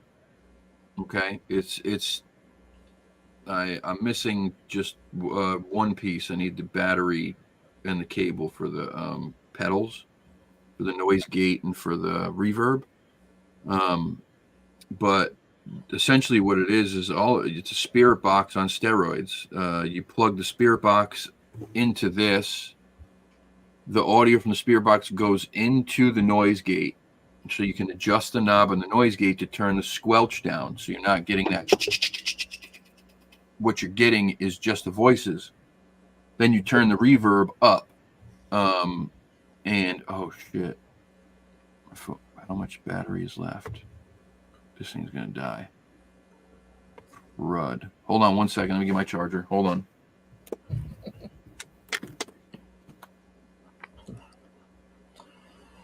So yeah, pretty interesting stuff. What are your takeaways? What are your takeaways from that audio, Dewey? Yeah, I like messing with this kind of stuff, tinkering with it and all. But yet that audio, I'd like to see hear that a little better on the Whoa! Audacity. What are you doing, Kyle? What you done turned over for a minute. Yeah, it's definitely hearing it. Yeah, like hearing on live stream definitely doesn't do it justice. Like if you have the actual clip and you have like good headphones, you play it on like Audacity or something like that. Up the decibels a little bit, you'll definitely be able to hear it a lot better. I mean, you were able to hear it. You were able to hear it on here, but like you could hear it much better, much clearer when we have like the actual files and Right. playing like software or something like that. All right, so it's plugged in now. But yeah, so that's that, Joe. Joe, he wasn't sure what it was. So, it's going to have some lights on it that are noise activated lights, and it's got well, anyway, whatever. Kyle, is that speaker? Is that loudspeaker? Is it Bluetooth? Is this speaker Bluetooth? No. Yeah. No. You It's can not. get one that's got the same thing you've got, but get one that's Bluetooth. You can actually record stuff, put on your phone, and hook your phone through Bluetooth to that speaker. You can actually call blast with it if you wanted to. Well, so That's what we should try next, Kyle. In the past I've had a lot of luck. I've had a lot of luck with call blasting. yeah, I'm definitely down to do it. So I mean, this is I had no idea what I was doing here. This was just like a total shot in the dark. And so I wasn't sure like what you could build this with. So I literally just was like, okay, I saw a picture, I looked up the amp, and then I just bought the pedals. Obviously building it, I realized, okay, you could basically do this with any speaker at all, as long as it's got an auxiliary, aux in and out, then you could do whatever. You could do it with any speaker, because everything else here is connected to each other. But yeah, my spirit box that I got a new spirit box too. It's got a built-in SD card and a recorder, so I can record right on that. So I don't have to worry about that, which is cool. But yeah, the call blasting. Listen, Mike, this is something I've wanted to do for a while. I bought a speaker for my drone. A speaker that mounts on my drone.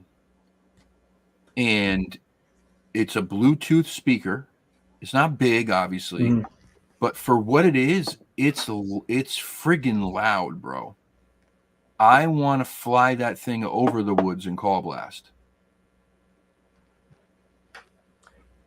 Interesting. I love the idea. Just my only concern is I just feel like, especially with vocalizations, if you're trying to like elicit a response or some type of interaction, from these creatures, if they're real, I feel like a lot of times you only have like one shot, especially with vocalizations. And the only thing I'd be concerned about is like, what if something's in range, it hears it, but then it looks up and it sees this thing flying around that the sounds are coming from. I guess that's true. Yeah. I mean, Actually, I only have the little drone. Thing's damn quiet, but yeah, I mean, I guess if we fly it low enough, like keep like under or within the tree line, it could work. yeah, I mean, I don't know. Who I thought I had an idea. I was like, oh, if I fly this over the woods, like, blast some noises out of it, like maybe it'd get the attention of something. Because it's it's a quiet drone as it is. Actually, Sean here could back me up with the call blasting. He was one of the two that was physically there when we got those vocals in Allegheny. Oh, no way. Yep. Yeah, we got to get Sean out here too. We got to get together with Sean. You guys, if you are not watching the Paranormal Files and This Week in Paranormal, please go subscribe to those shows and watch those shows. Sean does a wonderful job on them. Matter of fact, you know, he may have mentioned me in one of the shows recently on episode 3. So just saying. I'm completely joking. He did mention me, but I'm joking. It's a great show. And the last episode was awesome, by the way. It's about a missing person. They had this lady psychic on, and Sean and his buddy are apparently going to possibly go to that property that she talked about where the body is buried and see what they can find. Is that correct, Sean? Tries it wasn't call blast the team song. It's such a dick. Ah, God. There you go. He'll have an update on that Thursday. All right. So please go watch, guys. It's a great show. Sean does a wonderful job. And you know how I like this. I'm not joking. He's not joking too when he says he's a good luck charm. I've literally had some of like my, I haven't seen nothing, but I've literally heard some of the most bizarre possible sounds that when I've been out in the woods with Sean. So really, yep. Oh, then we need to get him out. I said that to Joe today. We were talking and we were passing messages back and forth on the phone, and I said to him that I fully believe in this attraction thing. That some things, like some people, have this innate attraction that this stuff just like it's like, oh, it's them again, and I fully believe it's that way with definitely Jesse, 100% with Jesse. Joe, I think to a degree too. And if you're saying Sean, you go out with Sean and you get all these crazy things, he's probably one of them too. Excuse me. Yeah. Sorry. Yeah, I'm actually gonna send him those possible whispers record on audio. See what he thinks about them for sure. Yeah, definitely send them to him. Yeah, I'm curious to see if he can kind of squeeze anything out of it. But it's interesting. It was an interesting weekend. It was fun. Anytime that we get to go out together, man, I always have a great time. I'm always excited when I know that we're doing something. Hopefully sometime soon here in the next like month or so. I know you got plans at the end of this month. But maybe in the next month or so we can try to do the Triangle. Yeah, I want to do Freetown. And I want to do Douglas. Those are like the next two. Those are like two places I have on my radar, and we got to get back to Northwest Connecticut. We have to get back to North. So listen, guys. Here's the cool part about this, right? So you remember when we went up to Northwest Connecticut back in, what was that, December, right? Yes, it was like the first weekend in December. Yep. So we went in December. We stayed in this place called Great Barrington, Massachusetts, and we were investigating the place that we called the Corner, which is the very, very northwestern corner of Connecticut that touches the border of Massachusetts and New York State. And we had a plan. We were going to take this road that takes you around the town of Salisbury and then down the backside of this mountain range along the New York border. And it's a road that is a dirt road, and it goes for miles and miles and miles, and it's nowhere. It's nowhere. Yeah. It is like there's nothing out there. Super remote, mountains, woods, that's it. Well, we got there and the gate was closed because it's fucking winter, and that's just, they close these gates to these roads during the winter because it's muddy season. But we ended up going and investigating. We ran into this cabin in the middle of the woods. Yes, yeah. At the bottom of Bear Mountain, in the middle of the woods, like out of nowhere. And we were like, holy shit, there's a cabin like just in the middle of nowhere. Like, what the hell? So since then, like I looked for it online to try to find it. I could never find anything on it. And then finally we were talking about it like a week or two ago, and I found it. And it's run by like the Appalachian Trail group. and you can rent this thing, and it's cheap. Like, what did I say? It was like $150 for the whole weekend, which is like yeah, that, something like that. that's nothing. And you are in the woods, in the middle of the woods, at the bottom of Bear Mountain, in the most remote corner of Connecticut. So we definitely have to do that. That is a must. Just staying out in that area where all these sightings, in Connecticut have been, Yeah, it's right near Winstead. Yeah, it's super exciting. It's right near Winstead. It's right near Mount Washington. It's right at the bottom of Bear Mountain. Mount Riga is right next door. I mean, you're squeezed in between all these mountains and state forests. It's crazy. Yeah. Appalachian Trail runs through there. It's just ideal. Oh boy, here we go. You see that? You have to come up. You have to get up here. Joe said to me today too. He goes, dude, I don't know what it is, but like as of late, the universe has been calling us to go up to this place, to the Bridgewater Triangle. He goes, I've had more people say to me in the last like month or so, hey, have you ever heard of the Bridgewater Triangle? You guys got to go there. He's like, we don't deal with that. We're like the Appalachia people, Mhm. He's like, people don't talk to us about stuff up north, but for some reason, there's been a ton of people who've been talking to him about it. So it's the universe trying to get them up here, and we need to make sure that they get up here. Yeah.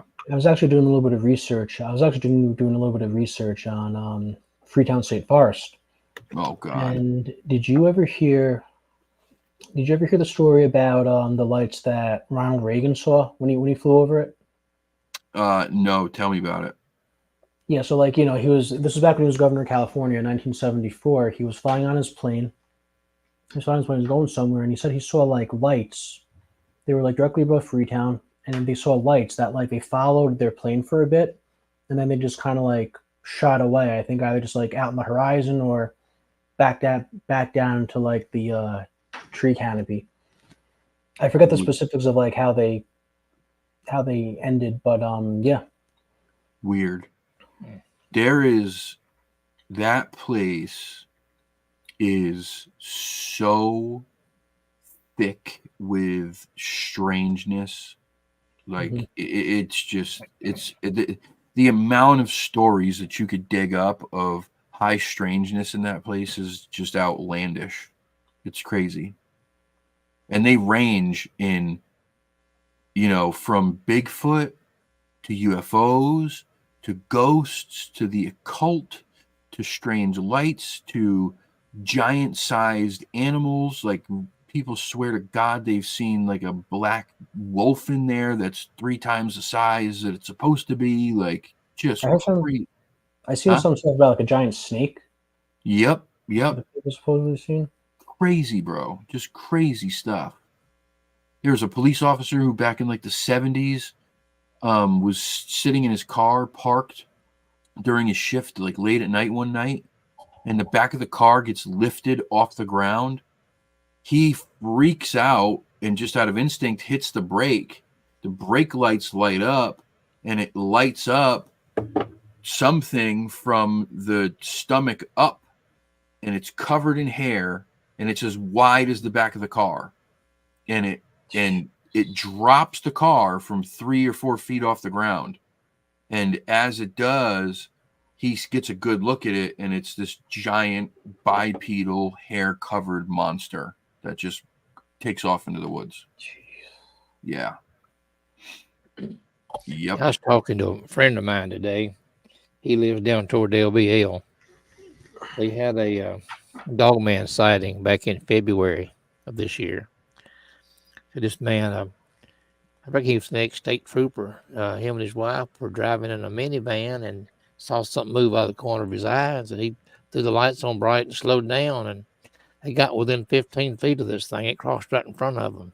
Said it had a coyote in its mouth, and it was down on all fours. It said it was still as tall as their minivan when it was on all fours. So they got a real good look at it, the hair and all that kind of stuff. It had the back section like of a dog or whatever, but it was on all fours. You never see it stand up. But he'd run across the road in front of him. So I want to know what it is about this place down there that like is so like what is it about the LBL that has become this like like respite for dogmen? Like what is it about that place that these things either like love, you know, they love that place for some reason? Like what is it? What I think is that's it? where they're breeding them at. I'm thinking. Can I you mean, explain? even before the supposed story about the so-called family massacre, haven't people been citing them? Haven't there been like sightings and stories that date like way back in Oh that yeah, area? yeah. I think didn't Daniel Boone supposedly kill one up in the Daniel Oh Boone shit! forest? Wow. We killed a dog man? Yes, well, a dog man or a Bigfoot, one or the other. The tree said it was, he's carved on the tree. He killed a bear, but it says it wasn't a bear. It was a supposedly it attacked his son. Way I understand it, and he ended up killing the thing. But Daniel I don't know. Boone's I a wasn't there. I gangster. couldn't testify to that. I don't know. Didn't David Crockett or was it David Crockett who had a supposed encounter with like a squatch or something like that? Seems like I heard something about that. Yeah, I don't know. I mean, when it comes to Dogman, like I describe myself as like a curious skeptic. I'm definitely interested in just like the lore and the history behind it. Do I think it's real? I'd physically have to like see something like that to believe. Yeah, I have a hard time believing that. I definitely don't believe that it's some kind of animal. I think if it's got to be something supernatural. I just can't imagine that it's like a real animal that's out there just like, existing. It's got to be something supernatural. That's just my thought. But I mean, listen, dude, there's so much strange shit out here, like Yeah, in for this sure. world that, I mean, Oh yeah, it is. it's just crazy, We haven't even scratched the surface yet. Yeah, it's crazy. I don't I'm know. waiting for the day when we find like the fossil or Yeah, remains of like some ancient canid that if that it's revealed it had like it had like bipedal capabilities. It could have stood on 2 feet. Well, If and shit, when man. that discovery comes out, the Dogman, that's gonna be a huge win for the Dogman community. They're Well, gonna listen, they go if you look nuts. at history and just like if you look at hieroglyphs and petroglyphs and cave paintings and drawings and carvings and all this shit from across the globe, there are multiple different, um, uh, uh, Anubis and like all these weird dog gods that they're standing up on legs, man, with dog heads, and I don't know. I always thought when I look at that stuff, I always think to myself like, there's always some truth in all of that, right? Maybe if it's not all true, but there's definitely some truth in anything that's been written down in history like that, because they felt it was important enough to put it there. So I think go one ahead. thing. Sorry, Joe. One thing I think, I definitely will look at your guys' take on this, especially in the case of predators, because like naturally predators and their environments, ecosystems, they're a lot smarter than like other animals and stuff like that.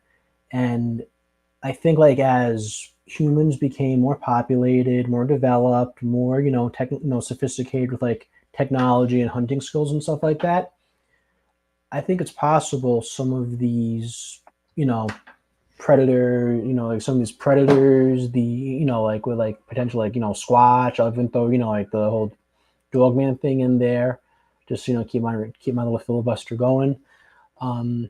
I think they probably realize that it's paramount to their survival that they have to become, that they have to adapt and just figure out ways to become as elusive and undetectable to humans as possible.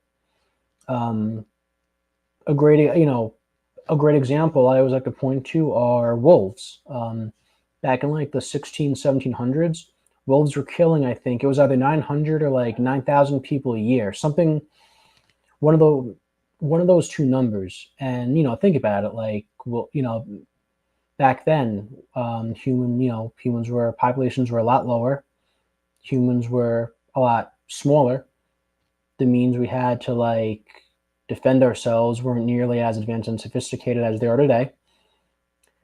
But as like we developed more infrastructure, we developed like more powerful, sophisticated weapons, means of defending ourselves, became smarter. Started like developing like lighting, like lighting, street lighting, and stuff like that. Now it's, I mean, yeah, like their populations obviously dwindled down. That was a factor, but now hearing about people getting killed by wolves, it's like you only hear it like once in a blue moon. Whereas back in the day, during like the Middle Ages, or before the turn of the century, it was pretty commonplace.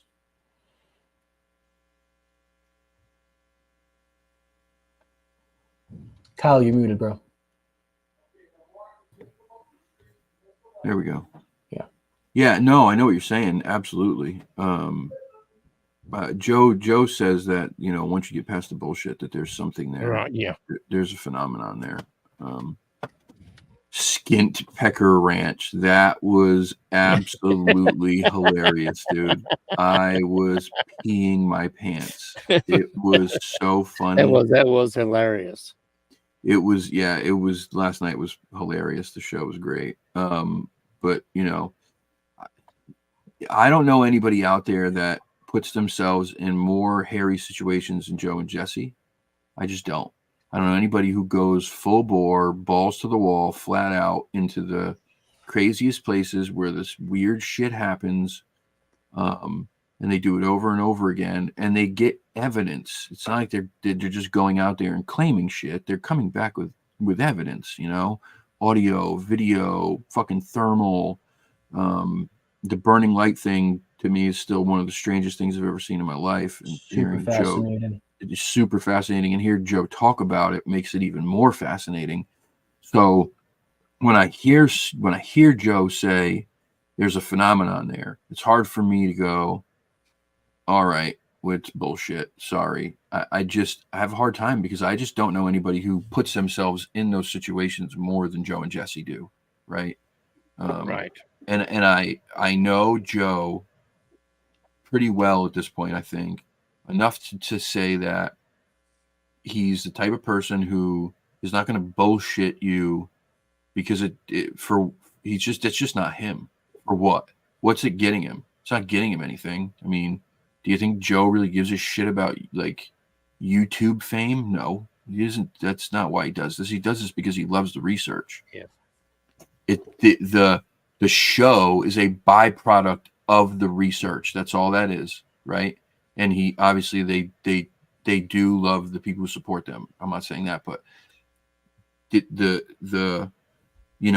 their intentions for doing this are pure because they purely love what they do. And if they could be out there every day, they probably would be.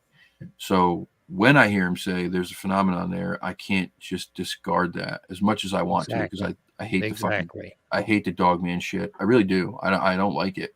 I think it's become this big just clusterfuck of just assholes and elbows. Like a bunch of idiots who claim they know something and they do this and they're that and they're, and sorry, but yeah. Anyhow. Actually, when I go to Kentucky for the end of May, the people I'm meeting up with, I'm not meeting up with them until I think that from Saturday to Monday.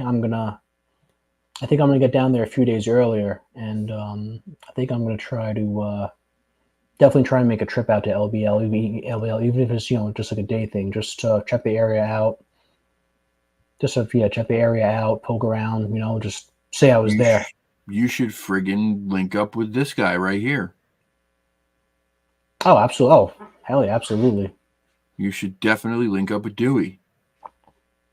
If anyone knows that place, it's him. I mean, I'm only 90 minutes away from it. So yeah. Oh. And I mean, Joe too. I don't know how far Joe and Jesse are if they're available to get down there. I know his schedule is crazy, but shit, man, you get in contact with him. I'll give him your info, and yeah, I think yeah, Yeah, we could work out the logistics maybe like at the end of the show or something like that. That'd be great.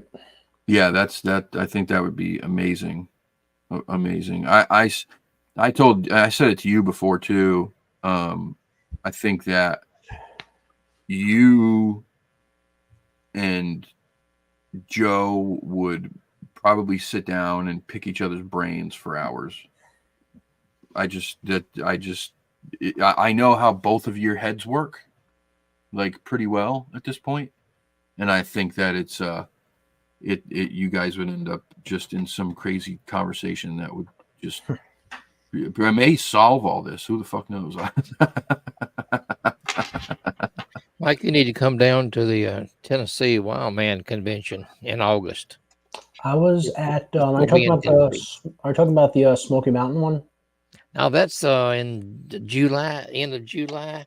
That's This one one is Gatlin. just a couple of weeks later. It's August the 10th in McMinnville, Tennessee. Okay, yeah, the Smoky Mountain one. That's one in Gatlinburg. I was there 2 years ago. Yeah, we're going this year. Well, yeah, you got to get down there. I was supposed to go down in April, but that all kind of got pushed back. Now, Now, you have 3 hours left. huh? You only have 3 hours left. Yeah. So, but yeah, I'm supposed to Gotta get moving, homie. whenever my buddy moves there, Mike he's moving there in the next month or so, and then hopefully, like, I think we were talking about maybe going down in the fall, to go down there because he's moving to Tennessee. So, Oh wow, good for him. and that's why he's got land down there that's been in his family for a long time. He's close to Irwin, Tennessee, right? Is that where he's going? Yes, yep. Yeah, that's where they hang the elephant. That's right. Yeah, let's not bring that back up again. I actually remember watching that live stream where you were talking about that, and you got really, really worked up about that, Kyle. I remember that. You know me and my animals. Oh yeah.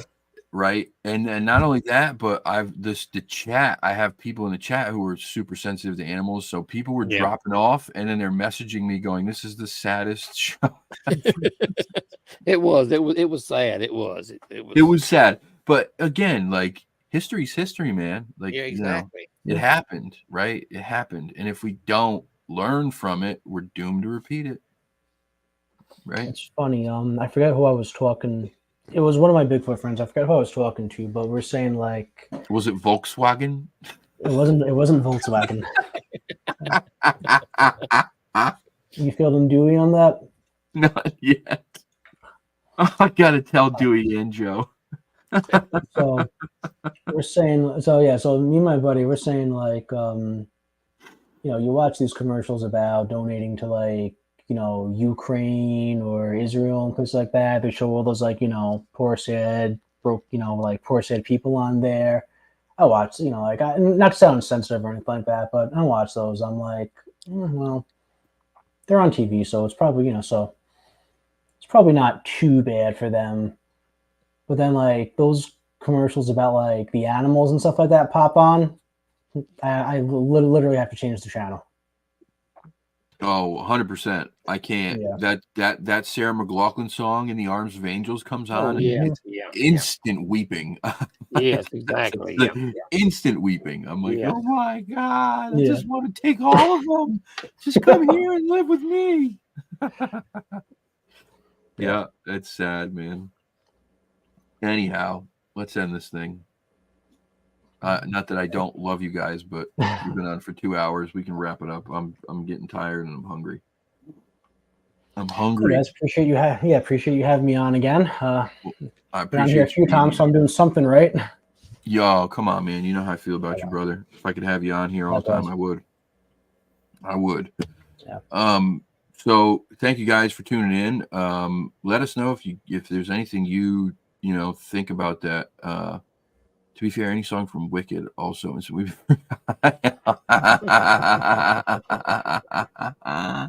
guilty pleasures. Everybody on this friggin' channel knows my guilty pleasures. Yes, I love the play Wicked, and I love the soundtrack. Sue me, okay? Sue me.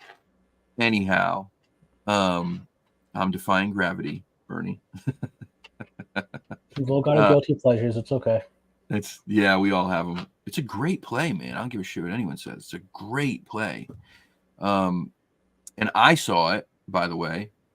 I had no, like, I didn't ever want to go see a musical. Like, I never had any, nothing. It wasn't for me, right? But I was gifted these tickets for my birthday back in, like, I think I was like 23 or 24. And so I go to New York. I go to this play. I'm like, well, if anything, it just gives me a reason to go to New York City for the day, right? So I go to New York. I go to this play. 10 minutes into that play, I was glued to it. I mean, I was like, holy cow, this is incredible. These people are amazing. You know, they do everything. They dance, they sing, they're funny, like, and it's all live, and they're doing 2 or 3 of these a day. Like, it's just amazing.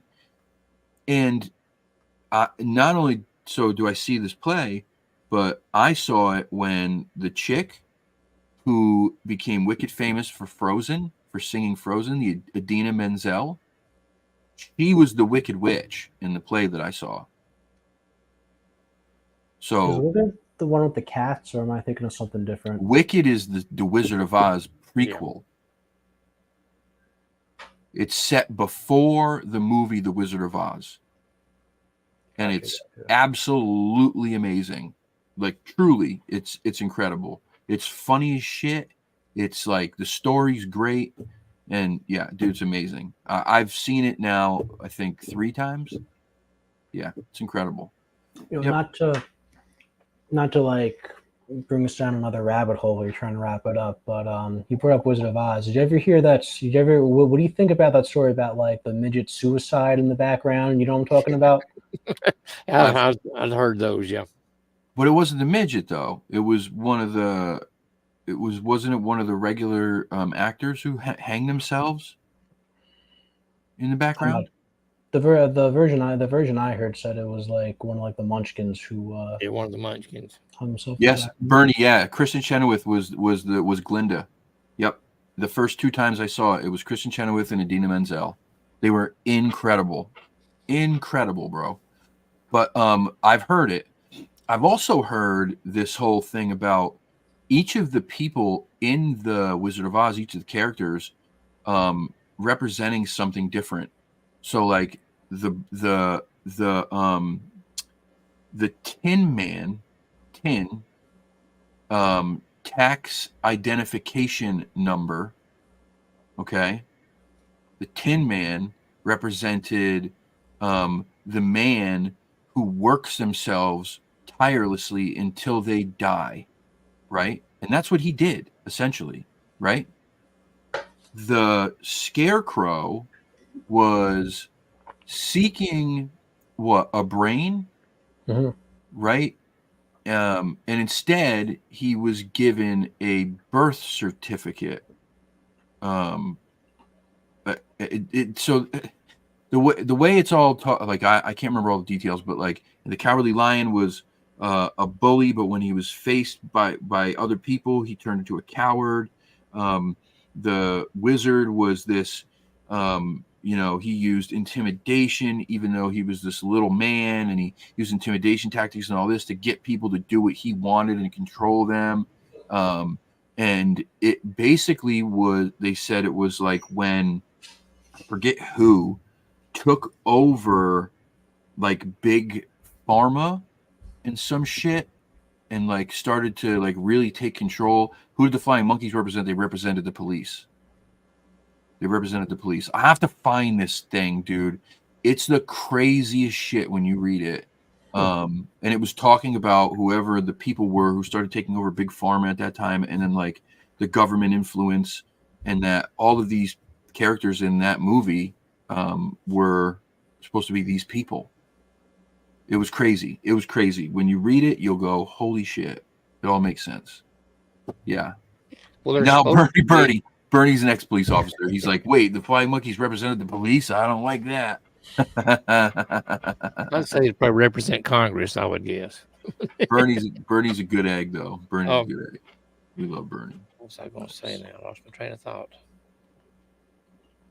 Well, I don't know. Alzheimer's is a bitch, ain't it? yeah, I know it's bad. I can say that because I have it. The older you get, the worse it gets too.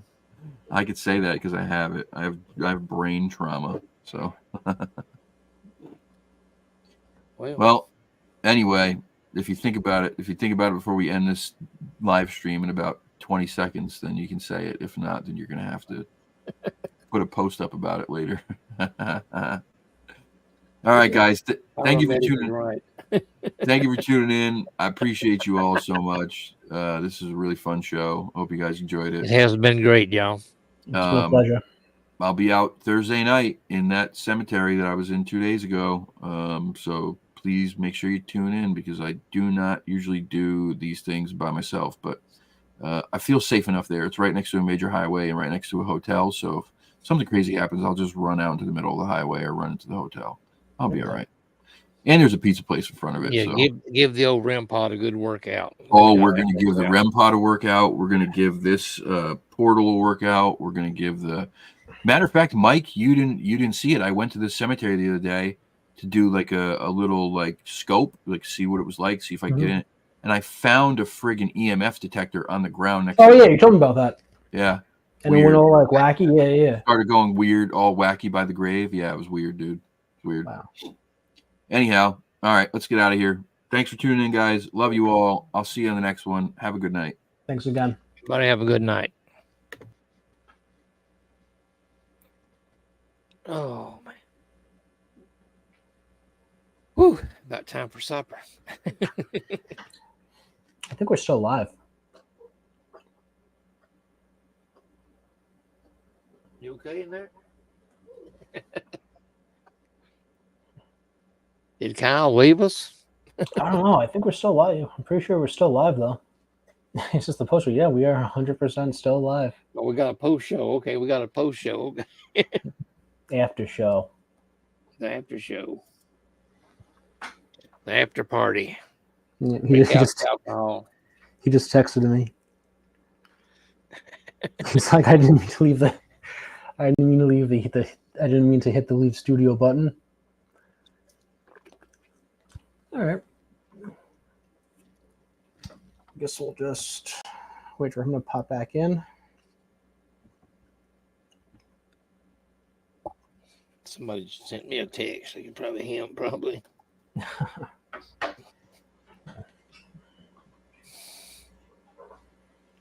The perils of doing a live show. Didn't mean to hit the